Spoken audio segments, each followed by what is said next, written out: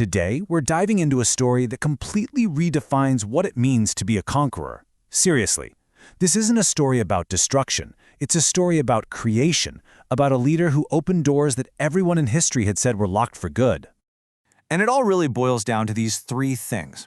You've got a leader who's barely an adult, a city that was famous for being unbreakable, and an idea so completely out there it literally changed the map of the world. Okay, so first, let's just set the stage and talk about the challenge itself, this monumental obstacle, the city of Constantinople. At the heart of this whole thing is Sultan Mehmet, and what is just staggering is his age. He was only 21 years old. I mean, think about that. At an age when most of us are just trying to figure out our lives, he was getting ready to take on the world's greatest fortress.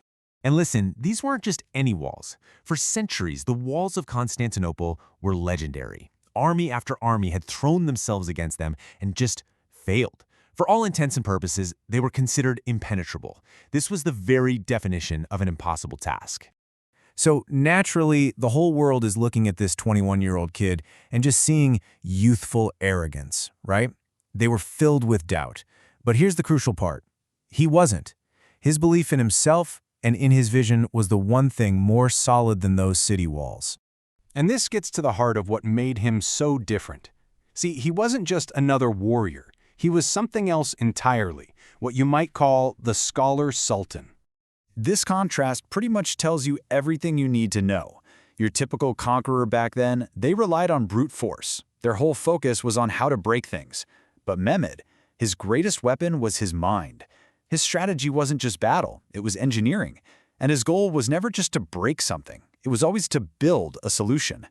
So how did he get ready? He got into the weeds. He obsessed over old maps to understand every single hill and valley.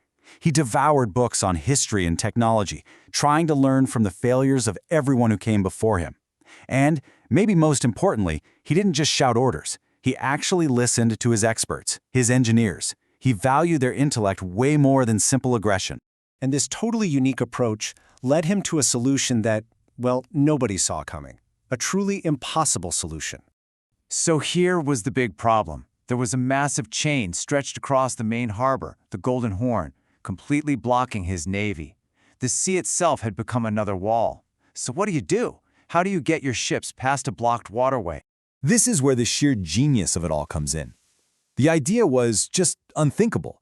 If you can't go through the water, you go over the land. The method was pure engineering. They laid down these huge, greased wooden logs to create a kind of road. And the action was legendary. His entire fleet, we're talking over 70 ships, was dragged by men and oxen, overnight, right across the hills and down into the enemy's harbor. I mean, can you even imagine being a defender in that city? You wake up one morning, look down into your so-called protected harbor, and the entire enemy fleet is just sitting there. It wasn't just a military maneuver, it was a psychological masterpiece. The city was just stunned. The impossible had literally happened right behind their backs.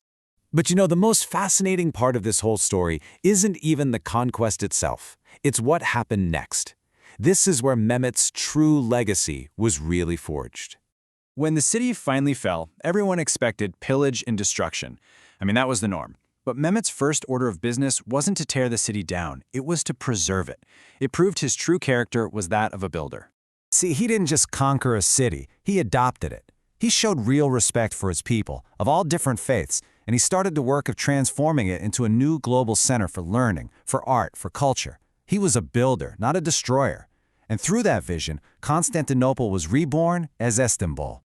All of this, everything he did, culminated in the name history would give him, a name that means so much more than just conqueror. He became known as Mehmet Fatih. And Fatih doesn't just mean conqueror in the sense of defeating someone, it means the opener. The one who opens doors, who creates new paths, who unlocks possibilities where everyone else only sees a wall. It's a title he well and truly earned. So the real point to take away from all of this is a question for us. When you look at your own life, at your own challenges, where do your walls seem impossible? And is it possible the answer isn't about breaking them down, but about finding a completely new way around them?